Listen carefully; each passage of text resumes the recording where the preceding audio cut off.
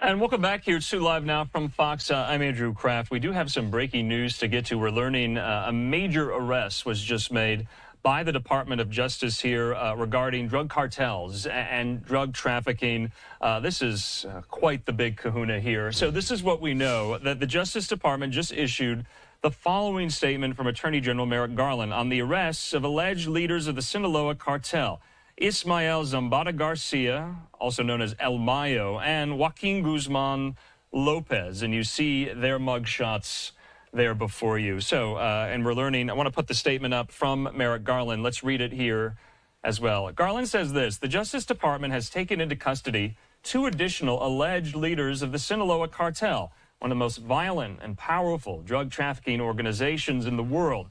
Ismael Zambada Garcia, or El Mayo, co-founder of the cartel, and Joaquin Guzman Lopez, a son of its other co-founder, were arrested today in El Paso, Texas. Now, the son of its other co-founder, that's referring to El Chapo there as well. Now, Garland goes on to say in the statement, both men are facing multiple charges in the United States for leading the cartel's criminal operations, including its deadly fentanyl manufacturing and trafficking networks.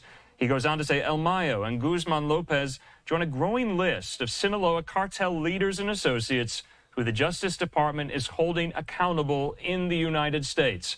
That includes the cartel's other co-founder, Joaquin Guzman Loera, or El Chapo, another of El Chapo's sons, and an alleged cartel leader, Ovidio Guzman Lopez, and the cartel's alleged lead sicario, Nestor Isidro Perez Salas, or El Nini. So we're learning that these arrests took place today in El Paso, Texas. Let's put up their mugshots yet again here. You can see them right now. So this is quite significant here. Reading more from the Associated Press that the U.S. government had offered a reward of up to $15 million for information leading to his capture, referring to El Mayo, the historic leader of Mexico's Sinaloa cartel, now in the custody of the U.S. Department of Justice, as well as Joaquin Guzman Lopez, a son of another infamous cartel leader,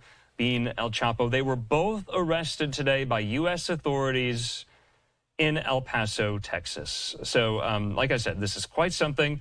Remember, in recent years, El Chapo's sons have led a faction of the cartel known as the Little Chapos, or Chapitos, that has been identified as one of the main exporters of fentanyl to the U.S. market. Now, you'll remember El Chapo Guzman was sentenced to life in prison in the United States in 2019. You'll remember that case was prosecuted and adjudicated in Brooklyn, New York. Back out there to some more of this video. Now, you'll remember that they were seen as more violent and flamboyant than Zambada. Their security chief was arrested by Mexican authorities in November. One of them, Ovidio Guzman Lopez, was arrested and extradited to the U.S. last year. He pleaded not guilty to drug trafficking charges in Chicago in September. So this is, like I said, a family affair of El Chapo Guzman, his sons, and this other, like I said, big kahuna, El Mayo there, with the operations of the Sinaloa drug cartel now being quite hampered and impeded by these arrests today. Also, you can get the sense that there was cooperation between Mexican and American authorities as well. So I wanted to make sure we got this story into you going forward. So more, though, on Zambada. He was one of the longest surviving capos in Mexico. He was considered the strategist of the Sinaloa cartel, more involved in day-to-day operations than his flashier and better-known boss, El Chapo. Strong ties, though, to Colombian cocaine suppliers and his cells across the U.S. made Zambada one of the most powerful drug traffickers in the world. He'd been among the leaders of the Sinaloa cartel since the 1970s, with their principal livelihood being the sale of narcotics in the United States. So, and you can see there the evolution of kind of the drug trade with some of these cartels to our neighbors down south there in Mexico, from cocaine to heroin, a lot of these narcotics, and then ultimately ending in the very deadly narcotic fentanyl there. So I wanted to make sure, like I said, we got this breaking news in as well.